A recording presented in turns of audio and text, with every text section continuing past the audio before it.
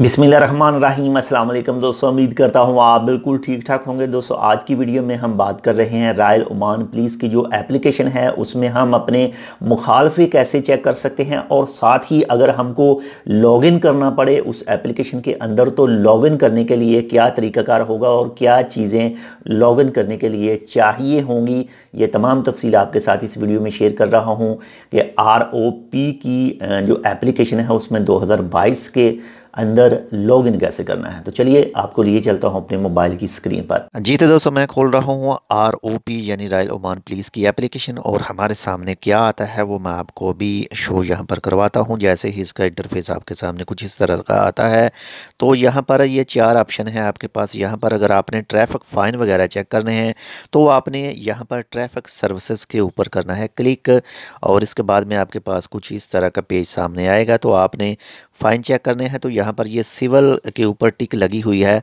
आपने सिविल के ऊपर ही रहने देनी है, कमर्शियल के ऊपर नहीं करनी है।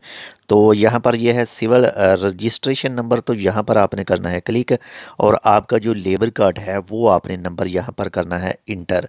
तो यहाँ पर मैं कर रहा हूँ अपना, और उसके बाद में आपने स्कैन के ऊपर क्लिक नहीं करना, इंक्वायरी के ऊपर क्लिक करना है।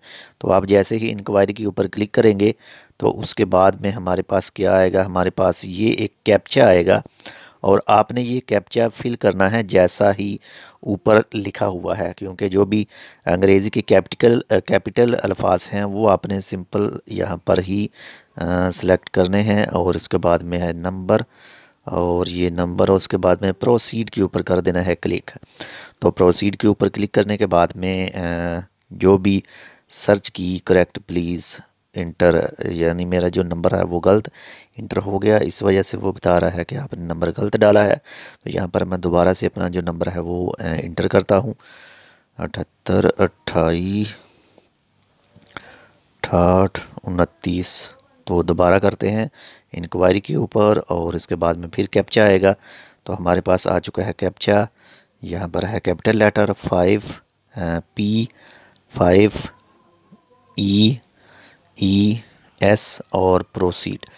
तो इसके बाद में क्या चीज़ आती है सामने अभी आपको मैं दिखाता हूँ। तो यहाँ पर ये देख सकते हैं नो ऑफेंस रजिस्टर्ड, यानी मेरे लेबर कार्ड के ऊपर कोई भी जो फ़ाइन वगैरह है वो इस वक्त मौजूद नहीं है।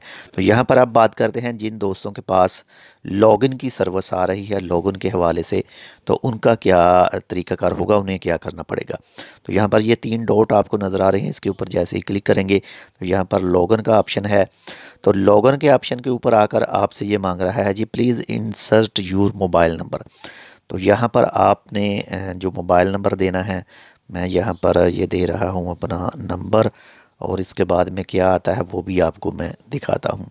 तो यहाँ पर ये देख सकते हैं login your verification code is 7103, please make sure you got the same code before entering your pin. तो आपके पास ये पिन कोड आएगा।